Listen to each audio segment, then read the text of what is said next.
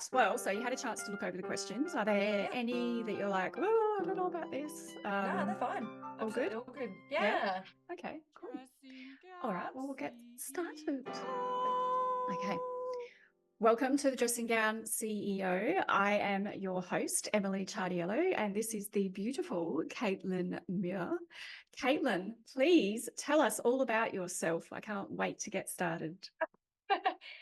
God, where do you start? So I am a business coach and a mentor to predominantly hair and beauty salon owners, a couple of barbershops, a couple of service industry people. And I've been doing that full time for almost 8 years now and just recently rebranded. So we're now known as Iconic Coaching. And this year's been really phenomenal because I've grown my coaching team by one. So I've now got somebody working alongside me, which is amazing, and have a couple of girls in the background just doing their thing. But previous to this, I owned two hairdressing salons, one hair and beauty salon, and a barbershop. The longest one I had for almost 10 years, the shortest one I had for 6 months. And you're still Yeah, young, Caitlyn. I'm 34. So, yeah. So you must have started really young. Tell us how old you were. I launched into the hair and beauty industry when I think I got my first basin job. I was a basin bitch and I was 13 or 14. It was my neighbor. It was her salon. So I did that. And then went and did my apprenticeship. I'm pretty sure I started full time when I was 15 years old. So I was really, really young. I Yeah. wasn't cut out for school. The school system failed me. I'm not a cookie cutter book smart gal. I'm more of just a creative, free flowing, street smart kind of gal. Yeah. So yeah, I just decided my time was better spent, my skills were better spent not being at school and actually doing something else. So honestly, just fell into it. I would have loved to do mechanics or something along those lines, but I don't think I could work in a boy shed. I don't think I could work in a shed full of boys. Way too feminist for that. And then, yeah, did my apprenticeship and then went back to one of the salons where I was a basement assistant many, many years ago. And then they basically were like, hey, do you want to buy the salon? And 19 years old, I bought it. So, yeah, it was really That's quick, really wild. insane. They must have Yeah. obviously thought that you could handle it, though. They Yeah. wouldn't So, offer you something like that if, yeah, you couldn't. where I did my apprenticeship was one of the really, really massive salons in Geelong. I think at one stage I had like 20 staff. It was huge. They were doing $100 haircuts back in 2005. So Okay. it was kind of, I thank them very much for how they trained me, but it was very hard and they were very hard to work for. And when I finished my apprenticeship, I think I did about 6 months there, I was offered the job to go back and basically became the manager really quickly to work alongside the owner. And then, yeah, I guess it just kind of worked out that way. And you must have It's picked good. up a lot along the way, obviously, because then you Yeah. started your own salon. Yeah. Yeah. Yeah. Well, you took over that one, but then Mm. you bought another one or you started another, like, what was the second Yeah. one? So I had that for 3 years, had lots of renter chairs, had a few staff. And then I was 22 and an opportunity came up to buy another salon that was already existing and turned the beauty room into a basin room. So she'd been training for a really long time. She was a wedding specialist. And so I went ahead and bought that one as well. What I learned very quickly is that the structure wasn't as sound as what I had thought. So Mhm. I believe I bought it in March, April, and then it was the September. I used to ride motorbikes every weekend and I was riding down the Great Ocean Road, which I did pretty much every weekend, sometimes twice a weekend for years and years and years and years and years. And I was riding home and a car drove on the wrong side of the road and hit me really, really bad. So I had a broken Caitlyn. knee, a broken foot, a broken hand, a Oh broken my pelvis. It was a goodness. really good time. And so then from there, I realized my new salon fell apart when I wasn't there. Like there was literally nothing going on. My first salon also fell apart when I wasn't there. The apprentices were complaining that all the renter chairs were making them do all the dirty work and they weren't getting to see clients. And it was an absolute shambles. And, I put that down to me and how I ran things and being young and naive and thinking I knew everything. And yeah, I couldn't work for, I think it was nearly 4 or 5 months. And then I had to learn to walk in because I had like, if you've ever had plaster or you've ever been off your legs for a long time, I had this like skinny little pin leg with like a big knobbly knee and just like no muscle mass whatsoever. So even when Wow. I went back to work, it was like desk duties. I could stand for very short periods of time, things like that. So I was very blessed that What I was your sold it. recovery time for that? I was in hospital for 2 months nonstop. Then Oh, I was at wow. home and my family had to come over, give me Clexane injections every day. I don't know if you've ever had them. They're blood thinning injections. They're horrible. It's like this thick gel and you have to put it in your stomach and it's like Oh, painful, horrible. My whole stomach was black, like bruised. It was awful. yeah. And then I also had to have people come over and like get me lunch, because if you're on crutches, you can't actually carry anything, and you don't realize that. Yeah. Okay. It's like, Yeah. cool, I can get to the kitchen to make myself a coffee or make myself food, and then I've got to stand in the kitchen and have it because I can't get back to my chair with the food. Yeah. Right. And if you're in a wheelchair, the benches and everything are too high. Yeah, So, yeah. yeah. So Wow. my landlords at the time actually renovated the whole kitchen while I was living there, because like, well, you can't use the kitchen anyway. I'm like, no, I can't, go for it. Like, do the things. But yeah, I've blocked a lot of it out. I think it was a really hard time. I had a boyfriend Of at the time who course. broke up with me a week later. Yeah, had all these What? horrible things Oh my happen. Yeah, God. had staff What leave, a had all sorts man. of, yeah, had all sorts of things happen. Like a blessing in disguise, because he was evidently a piece of shit. But Yes. um, yeah, so it Clearly. was 2 months in hospital, and then it was another sort of 2 to 3 months at home with nurses coming in, with family coming in to support me, and friends coming in to support me, which was fine. And then it was like probably another 3 4 months before I was fully back at work. And even now, I still have some deficits, so I still get a lot of pain. I still get a lot of things. My back's quite injured now, like, all the things. Yeah. Wow. Wow. Well, thanks for sharing that with us, Oh, that's Caitlin. all right. My That lesson there is obviously, systemize your salon and have people that help you, because if your business can't survive without you, it's not a business, it's a job. Honestly, like, I love that. That's the quote of the day so far. So yeah, no, definitely. I think you need to have a really good team behind you, because you can't just rely on yourself. You never yeah, know what can happen. So yeah, but obviously going yeah, through that experience has built who you are today. The resilience, the tenacity, the perseverance, the not giving yeah, up. I could definitely yeah. see that in you. Yeah, and look, I think it was, and like, sometimes one of those toxic positive woo woo people, more to myself than anybody else, but I think that the universe delivers you messages in the hardest, strongest, toughest ways, and I think it only sends you things that you're capable of managing or capable of getting through. And I think that the lesson there was, I had lots of debt. I was a terrible business manager. I was not managing things well. I was not managing my people well. How do I put this? It was a bit of a free for all. Anytime I tried to stand up to them, I'd be accused of bullying or something like that. So I just kind of like let it all happen. And it was just a mess. And I think that I needed that lesson to be like, hey, you need to go back and make this first one work. You can multiply later. I still believe today that you can have 10 businesses if you want, but you got to get that first one working and get it right before you go and multiply and multiply and multiply. So I Yeah. think that it was like the best thing really for me. Yeah. Mm. So that was with your second one. So then did you sell your second one, or did you go Yes. just okay? Right. Yeah, so it was pretty much as soon as that happened, really. I think it was when I just come out of hospital, which was probably nearing into like October, November that year in 2022. Yeah. Sorry, 2012. And I had just sort of started advertising. I actually sold it on Gumtree of all places. That's where I've sold all my salons, Oh, except for really? one, on Gumtree. Wow. Yeah, literally. That's great. It's a And good tip. I literally just put it out there, just being like, hey, we're just like ready to hand it in, take everything, take the clients, take staff, take the stock, take everything. I'm done. And I had a girl come along and offer me cash for it. It settled over the Christmas that year. So Fantastic. I was very blessed. I came out of it not in the red, but not in the green either. I kind of just broke even, which was more than I could ask for at that time. I was like, I just need the burden gone. The rent was phenomenally huge, and you just needed to get out. So yeah, Yeah. I was Yeah. very lucky. And she's still got it now. She's doing really well. So yeah. Oh, that's great. Still. Yeah. So 12 years later, she's still 2012. got it. Yeah, Yeah. right. That's Yeah. awesome. She's awesome. That salon needed someone to be in there full time, and it needed someone who was really passionate about it. It needed someone to just manage every piece of it. And she's done a phenomenal job. She's turned it around. Like, she's, yeah, amazing. Beautiful. Barb, if you're listening, congrats. Congrats, Barb. All right. Well, thank you for that background there, Caitlin. Is there anything else you'd like to add to what's made you who you are now? No, not really. I don't No? think. Yeah. Yeah, We'll get more along the way. for sure. So I've got some unconventional questions, Go meaning for it. they're questions that are not your typical questions that you ask in this industry, you know. Yeah. So the first one is, if you could do any sport in the world, what would it be and why? Look, there's a few. There's a few. And I guess so motorbike racing would definitely be one of them. Unfortunately, I'm probably too tall and actually too big of a human to do it. I know that sounds ridiculous, but the Oh, people okay. who ride motorbikes and do motorbike racing are actually really, they're like jockeys. They're small, Ah, they're really? aerodynamic, and they flip around and whatever. But I did used to actually do race days, and I have since given up motorbike riding because I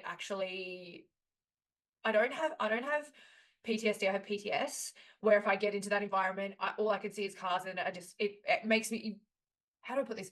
If you ride motorbikes, you have to have your wits about you and you have to be on. And I get so anxious that my mind goes elsewhere and I can't concentrate, and I ride a bit ridiculous because I'm like tense and I'm not relaxed and I'm not focused on what I need to be. So that would definitely be one. I think the other one, and Cam would hate me talking about this too, and I'm sure he'll listen back and be like, I'm mortified, but I would love to be a CrossFitter like he is. Their sport is so well-rounded. I never thought I'd actually like CrossFit because I think that it's a bit of a cult. I said what I said. He's not like that. But they're the most well-rounded athletes because they do gymnastics, they do cardio, they do weights, they do all sorts of things. So they're actually incredibly well-rounded athletes. I think it's actually a pretty phenomenal sport. I think that it's actually one of the sports that should probably come into the Olympics. Yeah, right. So CrossFit is better than breakdancing. Well, it depends who you watch. Oh God. There are so many other dancing styles that are so much harder than breakdancing. I just don't get that. I'm like, are you kidding me? I'm like, there's ballet, there's like all sorts of other things that I actually think would be so much harder. Sorry, yeah. To a breakdancer. Sorry. It would be entertaining to watch tap dancing in the Olympics, I think. Yeah, as long as they're like those bootmen looking people, I'm there. Yeah, for sure. Bit of eye candy doesn't go astray. Not at all. What's your favorite thing to do, Caitlyn? Oh, look, right now it's to go out and see my new house that's being built. Yeah. We got frames today, so it's very exciting. Yeah. But look, I love to travel. Travel is like my favorite thing on the planet. And we recently went to Fiji, which was actually our first overseas holiday since pre-Rona. I think that we just kind of, I don't know if this applies to many other people, but I guess I used to travel 2 to 3 times a year overseas. And during those few years, I used to go to Bali twice a year every year. And then I used to try and go somewhere else at least every second year. I don't know what it was, but I just feel like lockdowns put me into this weird cage of not going anywhere. And then I've just done so much domestic travel in the last few years that I just haven't really had the time or the want to get on a plane and go anywhere. But I'm so happy that we just finally got to go overseas again, and it was Fiji. And now we'll get this house built, and then we can do another holiday when we're done, hopefully. But yeah, it's just to travel to fun places. I feel it's actually one of the only times I genuinely turn my brain off and wind down. Yeah, I was going to say, is that because you've got the distance between you and your business? Yeah. Yeah, it's a weird thing. Like when I try to turn off, I often, when my brain turns off, all of a sudden I get into this massive creative flow, and all these like ideas are flowing out of me. So then I'm like typing in my phone or saving myself voice notes or doing whatever I need to do, whether it's like a content idea or a course idea or a whatever. Yeah. But yeah, I feel like when I'm overseas, I feel like it's the physical distance, the new environment, all of those things. I just feel like that's when I'm like, turn off. I don't meditate. I am the biggest overthinker on the planet. When I meditate, my brain orbits into another dimension. Have you tried different forms of meditation? Everything. I've tried sensory deprivation. I've tried all sorts of things. I do love an ice bath. They're really good for me. But again, my crazy brain. And right now, I'm not medicated for my ADHD because can't have amphetamines when you're baby making, can you? Oh, I'm just a nutcase all the time. We've been in IVF for years now, and the doctor's like, just don't have anything, just raw dog it for a few years, and that's a whole raw dog it. Radio. Cam's like, you're nuts. Not talking about styles there, obviously. Cam's like, you're so random. He's like, you'll walk into the kitchen, and by the time you get to the kitchen, you forget why you're there. So you kind of just stand there like, why am I in this room? And he's like, I just watch you and just go, oh my God, babe, put your brain cells together. Come on. That's happening to me at the moment, but not ADHD. I think it's unfortunately perimenopause. Yeah, going through that. You poor doll. At the moment, I'm only 43, but there you go. They say it's coming as early as 40 now. They say that's kind of a thing. Yep. Unexplained weight gain, brain fog, night sweats. Yeah, it's all happening. I mean, it's like we've got a really incredible OBGYN, like he's unbelievable, but he's like, I don't like to put ages on things, but he's like, you need to get your embryos out kind of before you're like 37, 38, because he's like, things can turn really quickly. Yeah. I've got PCOS and adenomyosis. So he's like, you just don't really know what's kind of around the corner. And then, yeah, you hear of people like you that you're so young and you're already going through it. It's like, fuck. Yeah. Yeah. But yeah, he on the weight gain down, pumping yourself full of hormones this much and all the other things like that. It's yeah. awful. Yeah. And then brain fog and feeling flat and just not being your energetic self. It's awful. Yeah. I don't know how you do it. I know, you know, my sister did go through IVF, so I did see her at times during that time. She lives in Darwin, so you know we've got the distance between us. I'm in Adelaide. Darwin. Yeah, I love Darwin. I've been there 4 times in the last 4 years. I fucking love it there. Oh, It is really? the weirdest, most backwards place. It is. I mean, if you want like real Australia, I feel like the Northern Territory is it, right? Oh yeah. If you want to experience the real, raw, authentic Australia, go to Darwin for sure. 100%, 100%. Yeah. Yeah, I took Cam there for his 40th birthday. We went and did a week over there and did like the helicopter pub crawl and all the crop tours and all the fun things. It was amazing. So I love Darwin. But did they have success with their IVF? Yes, they did. Oh, yes. that's awesome. Yeah. So there's definitely hope there for you, Caitlyn. But thank you for sharing that with us. Oh, that's all right. I feel that it's when I feel that it's not, I don't want sympathy from anyone. That's absolutely not it. But I feel that it's like if you just are upfront with people, and this is different for everyone. So I'm not like putting a blanket over this, that like this is what you should do for me. I work with business women predominantly. I have obviously a few males in my group as well, but I feel that like they're so understanding. So if I'm like, I've got an IVF appointment, I've got to go to the hospital, I've got this, I've got that, I've got to get a blood test, whatever. They're like, yeah, no dramas, like all good, like move my appointment. I'd rather let them know than be this flaky person that has to move things all the time. You know what I mean? Yeah, I do. And I think there's like a psychological aspect to it as well, is if you're open about things rather than hiding them, you know, like money, how some people don't like to talk about money. Yeah. But then I feel that stems from our parents. Yeah. I feel like that's true. an 80s, 90s born people thing that our parents didn't talk about, so that we don't talk about it. Like it's money, whatever. Like it's dirty laundry. Like don't air dirty laundry. It's like money is not dirty, unless of course, you know, you're a drug dealer or something like that. And, you know, then it is dirty. Hey, what other people do in their own time is up to them. I don't care. I also feel, I mean, do you remember going to school though, and then there was like the odd child that was like, oh, I was a test tube baby. Yeah. As well. Whereas now it's like every second person. Yeah. It's quite scary, isn't it? It is. That the world has turned out a bit like I would say there has to be something that stems from, I would say there has to be something that stems from female contraception. I mean, like you look back and sorry if this is TMI, but like I got my period when I was in grade 4. I didn't know what it was. I went home from school. And by there, I think I went on the pill in like year 7 or something because I was athletic. I did swimming. I like did all these things. And so I couldn't just have this horrible, bloaty, heavy, disgusting period come because I couldn't do anything. So it just limited everything. So you think this like young developing body that you go and then put it on something that's like stops you from stops you from getting the things you need, but also and pumps all these other things into you that probably weren't really that tested. It's pretty crazy. Well, sorry, not stops you from being a woman, but stops you from developing like a woman. I was picking up what you were putting down. You're very, very much a woman still. But I swear there has to be something correlating to that. I don't know. I think there's going to be some things come out in the next few years that are going to be pretty alarming. I think so, but I think men as well, you know, like low sperm counts and stress as well, you know, for both women and men can really affect that. But hey, I'm not a doctor, so and I mean, like, look, my husband was very happy as a 42-year-old man to be told that he had the sperm of a 30-year-old, and I thank him because he has never done a steroid in his life, never done drugs, never done anything like that. And you know, you see all these people, and like I've been guilty of it too, so like not taking steroids, but like, you know, where you're so image focused and image obsessed, you'll kind of do whatever you need to achieve that, but you don't think about the long-term effects of that. Like I have some friends now that have literally a 0 sperm count because they pump their bodies full of things because they wanted that, you know, muscular look and whatever. Totally. And for what? I know. You know, so I thank him. But he did, like he was so happy when he left the doctors that day, I tell you what. I bet he probably rang all his friends and said, hey, guess what, I'm 30 on the inside. It's interesting you say that because it hasn't really changed with the youth of today. I think it's even worse now. You know, I've got a 15-year-old son, and you know the things that he and his friends are doing, it's like do you realize what's going to happen later on, you know? So, And to also, like, I yeah. thank my lucky stars that I went through high school and half of my 20s without social media. Like, Mhm. do you know Yeah. what I mean? Like, there's no photo evidence of anything. I remember having a phone, and it was one of the first camera Is phones. that the reason why? And it could store 5 photos. That was it.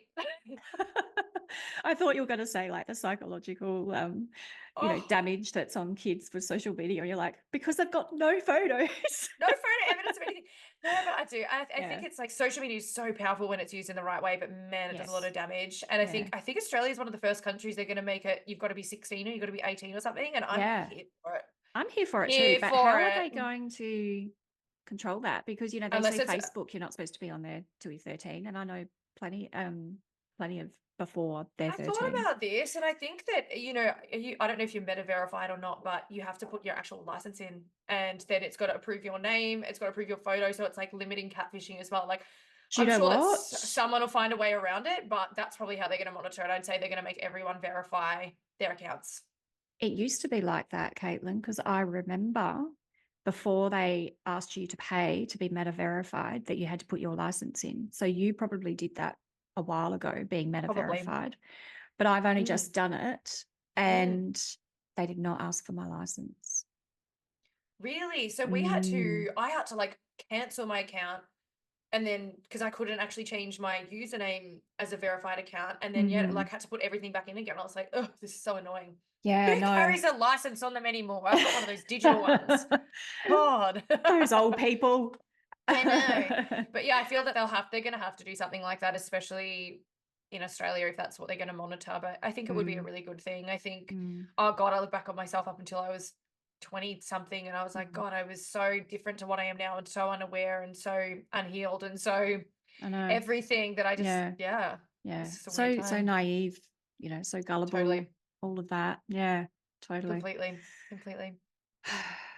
Okay. That's a good little tangent. That's good. I like it. So, Caitlyn, if we opened your wardrobe or your built-in room, what would we find? Would we find it neat and tidy? Would we find it all over the place? Do you color coordinate? Right now, I've got 3 weeks of laundry sitting on my dining table. And so what we do clean is or dirty? I hope it's clean. Clean. We're good at washing and drying it. And like my husband, I've taught him how to hang things, how to bring them back in, but then it just gets lumped on the dining table for me to fold, and it never really gets folded. But so at the moment, actually, if you walked into our wardrobe, we've got like 2 big kind of built-ins, and all my stuff is like sorted, but like hanging on the handles. I just haven't actually put it back in the cupboard yet. But it is very well organized. But in terms of actual style and items, I feel like it's like the inside of my head. There's just random shit everywhere. I feel like sometimes I'm like business casual, sometimes I dress like a teenage boy, sometimes I'm just a bit of a mood, like what I feel like today. I love that. So you don't have a particular style that you stick with at all? No, and I feel that my fashion's changed a lot since living in Queensland. Obviously, I'm an ex-Victorian gal. And I feel that it is really different. Like when I was down there, even living in Geelong, like you go out for dinner and you're in heels and jeans and a nice top and a nice jacket and like you're in, like you kind of dress up. Here, our favorite steakhouse restaurant where you pay $500 to go for dinner there is you could wear thongs and they wouldn't care. What? And you pay $500, so they're like, fine, you can we eat a lot when we go thongs. out. But yeah, it's literally fine. Like people like t-shirts, shorts, singlets, they literally don't care. So the Sunshine Coast is really chill, really laid back, really nice vibe, and also really humid for 7-8 months of the year. So you wear a lot of more lightweight, colorful, looser fitting things. I love that weather. Absolutely love it. Yeah. It's so nice, hey. Yeah. I mean, I like a good, rainy, cold day that you can sit in with your hot cup of cocoa, and looking out the window while it's raining. That's always a nice thing. But I prefer warm weather. I mean, I was born in Darwin, so right. You've gone totally opposite weather then. Hey. I mean, it's really good here. Like between sort of like May and now, it's cool and dry. So it's like 20 degrees, dry, sunny. You can go to the beach in the middle of winter. It's fine. There might be like maybe a few days that are a bit chilly. And then summer, sort of from here through till April, it starts to get really humid, but it doesn't really get over 32, 33. Like that would be an exceptionally hot day here. Yeah, yeah. Is that like the build up in Darwin? Like, do you guys get build up as well? Yeah, where it's really humid and Yeah.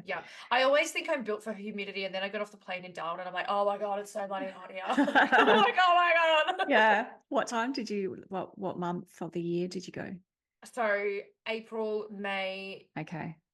I did April, May, July, and then we did October. So we missed a lot of the time where you could go swimming because obviously it's just sort of started to come into the wet season. Yeah, July is the best So we were time. gonna yeah. But it was actually pretty nice in April too. I went over there to speak at an event and it wasn't too bad. But yeah, October was probably not the best timing, but that was for Cam's birthday. Can't help when he's born. But it was like a lot of the you swimming can. spot. I know, rude.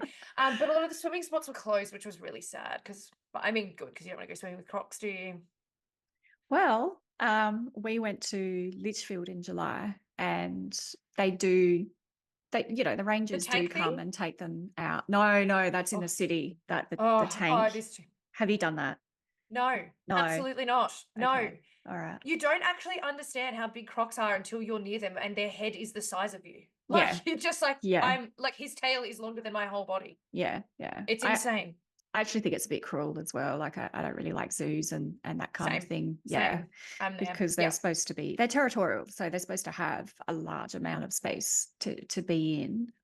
So when you keep them up like that, it's quite depressing. Yeah. But Litchfield was beautiful. Stunning there, isn't it? Yeah. And there were all the, the hot springs that you could go swimming in. So the first time I went swimming, I just sort of hung around the edge so I could make it. Someone else has to get eaten first, okay?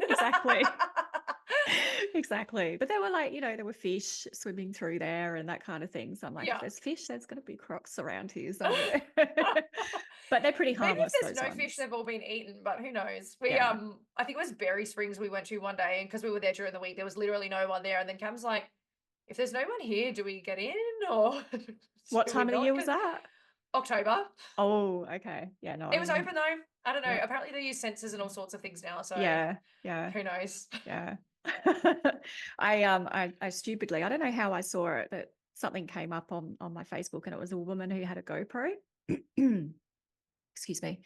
Right. And she dropped it in the water while she was in Berry Springs. Yeah. There were all these legs. And then you could see the Crocs down the bottom. The Crocs were just chilling. They were fine. But you saw all these people swimming, all these legs. And yeah. So when I went swimming in July, that was very brave of me because I actually saw a video of Crocs just hanging out down the bottom. So there you go. That's horrifying. Yeah. I remember doing when we were up in one of the helicopter tours that we did, and obviously Crocs don't usually sort of swim at the surface, they're normally down the bottom. And I got this footage from our helicopter of this massive Croc, and that chopper driver was like, that's probably like a 7-meter salty. Like they're the scary boys. Like they're the big scary ones. I'm going to send it to you after this, but he's like, that's really random to see it on top of the surface. And obviously like Darwin beaches are so untouched because it's all just nature. You can't swim there. So it was like this beautiful crystally blue water and then this just ginormous. It was huge. I was like, oh my God. Incredible to see though. Yeah, beautiful creatures. Yeah. Do send that through to me because I'll pop it up on YouTube. Yeah. I love it.